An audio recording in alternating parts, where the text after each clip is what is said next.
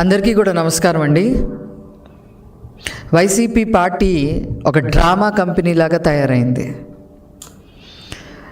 రాజధాని విషయం మీద పూటకొక మాట మాట్లాడటమే కాకుండా మొన్న ఉభయ సభల్లో రాజధాని క్యాపిటలే సిటీ అమరావతి అని చెప్పి పాస్ ఆన్ అయినప్పుడు కూడా వైసీపీ పార్లమెంట్ సభ్యులు ఇష్టం వచ్చినట్టుగా మాట్లాడారు. కొంతమంది ఇప్పుడు అమరావతి పేరుతో ఒక దోపిడీ జరగబోతా ఉంది అని చెప్పి వైసీపీ నాయకులు, ముఖ్యంగా జగన్మోహన్ రెడ్డి గారు మాట్లాడుతూ ఉన్నారు.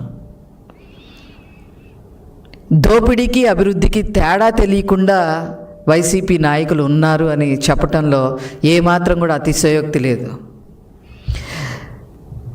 తండ్రి పదవిని అడ్డం పెట్టుకొని వేల కోట్లు దోపిడీ చేసింది, వేల కోట్లు సంపాదించిన జగన్మోహన్ రెడ్డి ఆ డబ్బుల్ని దోపిడీ అని అంటారు. పోలవరం ప్రాజెక్టు పేరుతో మొబిలైజేషన్ అడ్వాన్సులు ముందే తీసేసుకొని ఆస్తులు పాస్తులు కొనుక్కున్నారు చూసారా మీ కుటుంబం, దాన్ని దోపిడీ అంటారు. వెంకట నరసయ్య అనే ఒక చేనేత వ్యక్తిని ముగ్గు గనుల కోసం హత్య చేసి వేల కోట్లు సంపాదించారే, దాన్ని దోపిడీ అని అంటారు. మనీ లాండరింగ్ కేసుల్లో ఇరుక్కొని మరి కొన్ని సంవత్సరాల పాటు బెయిల్ మీద మీరు తిరుగుతూ ఉన్నారే, ఆ మనీ లాండరింగ్ ఏదైతే చేశారో ఆ కేసులో ఇరుక్కొని తిరుగుతున్నారు చూసారా, దాన్ని దోపిడీ అని అంటారు.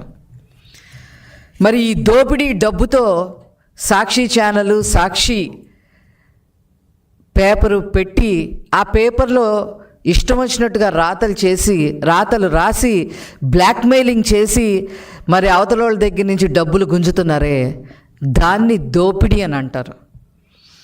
అంతేకాకుండా భారతీ సిమెంట్స్ పేరుతో మరి వాళ్ళ సిమెంట్ ఫ్యాక్టరీలు బాగుండాలి అనే ఉద్దేశంతో ఏళ్ల తరబడి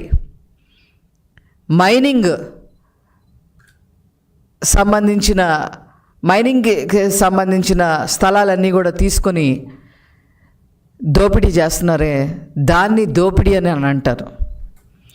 ఆ మైనింగ్ సంబంధించినవి అన్నీ కూడా లీజుకి తీసుకొని మరి దోపిడీ చేశారు కదా, దాన్ని దోపిడీ అని అంటారు. అట్లాగే మద్యపాన నిషేధం పేరుతో మద్యాన్ని డిజిటల్ మార్కెటింగ్లో అమ్మకుండా ఈరోజు ఆనాడు క్యాష్ లావాదేవీలు చేసి నెలకి 100 కోట్లు పైన బ్లాక్ మనీ సంపాదించారే, దాన్ని దోపిడీ అని అంటారు. మరి ఉత్తరాంధ్రలో ముఖ్యంగా విశాఖపట్నంలో మరి మీరు ముఖ్యమంత్రిగా ఉన్నప్పుడు విశాఖపట్నంలో 22A కింద చుక్క భూముల కింద ఏయో చూపించి మరి 41,000 ఎకరాలు కొట్టేశారే, దాన్ని దోపిడీ అంటారు. అదేవిధంగా ఎర్రచందనం మరి అడవుల్లోకి వెళ్ళిపోయి పందికొక్కుల్లాగా ఎక్కడ ఎర్రచందనం చెట్టు ఉంటే అక్కడ నరికేసి స్మగ్లింగ్ చేసి డబ్బులు సంపాదించారే, దాన్ని దోపిడీ అని అంటారు. అలాగే ఇసుక మాఫియా, అదేవిధంగా పేద ప్రజలు పొట్ట కొట్టే విధంగా సెంటు పట్టా భూమి అనేది తీసుకొచ్చి మరి గవర్నమెంట్ సొమ్మునే మరి కొట్టేశారే, దాన్ని దోపిడీ అని అంటారు.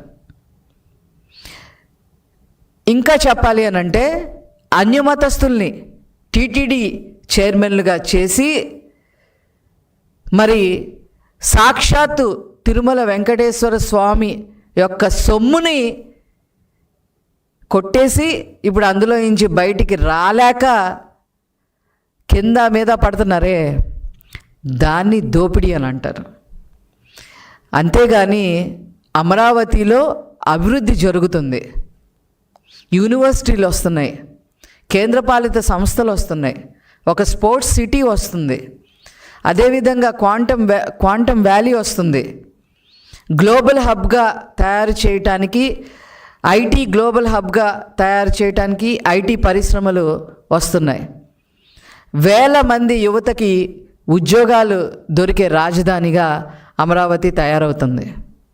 వీటిని హర్షించాల్సింది పోయి మీ ఇష్టం వచ్చినట్టుగా మాట్లాడటం ఏంటి అనేది నిజంగా అర్థం కాని ప్రశ్న అని చెప్పి ఈ సందర్భంగా తెలియజేస్తా ఉన్నా. దేశమంతా జాలిపడతా ఉంది. 10 ఏళ్లుగా ఆంధ్రప్రదేశ్కి రాజధాని అనేది లేదా అని. అది పార్లమెంట్ సాక్షిగా ఉట్టిపడింది. ఆయా రాష్ట్రాల పార్లమెంట్ సభ్యులు కూడా మాట్లాడటం జరిగింది. నీకు జాలి లేదు కదా, దాన్ని ఎట్లా నరుకుదామా అని చెప్పి చూస్తావా?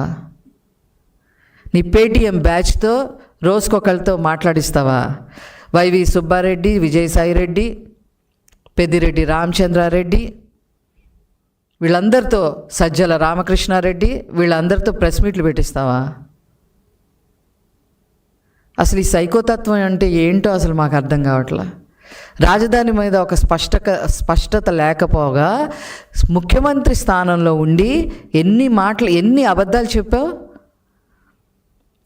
అవన్నీ కూడా స్వయంగా నారా లోకేష్ గారు ట్వీట్ చేయటం కూడా జరిగింది. ఆ వీడియోలు నీకు తిరిగి సమాధానం చెప్పే పరిస్థితి కూడా లేదు. కానీ ఏదో రకంగా బురద జల్లాలి అనే ఉద్దేశంతో నువ్వు కూర్చున్నావు. కేవలం ఇది కక్ష సాధింపు తప్ప ఇంకొకటి కాదు. రైతులు మాట్లాడకుండా చంద్రబాబు గారు ఎప్పుడైతే ఈ ఏరియాలో, గుంటూరు విజయవాడ ఏరియాలో రైతుల్ని కోరి రాజధాని కడతాను, మీ భూములు ఇవ్వండి అంటే మాట్లాడకుండా చంద్రబాబు గారి మీద ఉన్న నమ్మకంతో 30,000 ఎకరాల పైన ఇచ్చారు చూసారా. అది ఓర్చుకోలేని తనం ఈ జగన్మోహన్ రెడ్డికి. నీకు పేరు లేదు, నీ అయ్యకి పేరు లేదు, నీ కుటుంబానికి పేరు లేదు. మీది ఒక చెంచల్గూడ జైలు పార్టీ అంటారు, ఒక మాఫియా పార్టీ అంటారు. ఇవన్నీ ఇట్లాంటి పార్టీని ఆ పేర్లు రాకుండా దోపిడీ పార్టీ అని అంటారు.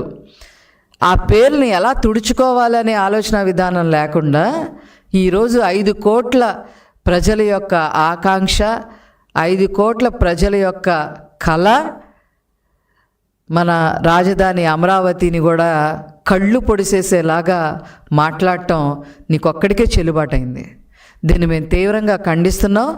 దోపిడీ అంటే ఏంటో తెలుసుకో, అభివృద్ధి అంటే ఏంటో తెలుసుకో, సెల్ఫ్ సస్టైనబుల్ ప్రాజెక్ట్ అంటే ఏంటో తెలుసుకో. మీ వైసీపీ నాయకుల్ని నేను ఒక విషయం చెప్పదలుచుకున్నా. మీరు సెల్ఫ్ సస్టైనబుల్ ప్రాజెక్ట్ అంటే దాని మీనింగ్ ఏంటో తెలుసుకొని ప్రెస్ మీట్లకు రండి. అది కూడా తెలుసుకునే పరిస్థితి లేకపోతే మేము చేసేదేమీ లేదు. మాట్లాడితే మ్యావిగన్ అంటారు, అదంటారు, ఇదంటారు. ఈ మ్యావిగన్ ఏంటి వాళ్ళు నేను అడిగితే అదేదో పిచ్చిముదిరే ట్యాబ్లెట్ అంట. దాని పేరు ఏదో ట్యాబ్లెట్ అని చెప్తున్నారు, ఏదో పిచ్చిముదిరే ట్యాబ్లెట్లు అని. ఏం పనులు ఈ పనులు? అసలు మీకు ఒక బాధ్యత ఉందా? అందుకే నేను అన్నాను, ఈ వైసీపీ పార్టీ ఒక డ్రామా కంపెనీ కన్నా హీనంగా తయారైంది. అందుకనే మీరు 11 సీట్లతో మిమ్మల్ని తీసి పక్కన పెట్టారు ప్రజలు. కనీసం ప్రతిపక్ష హోదా కూడా ఇవ్వలేదు.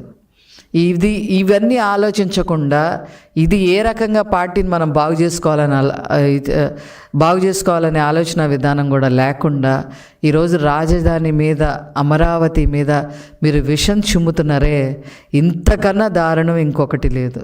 దీనికి ఖచ్చితంగా మీరు అనుభవిస్తారు అని చెప్పి నేను తెలియజేస్తూ నేను సెలవు తీసుకుంటున్నాను. Thank you.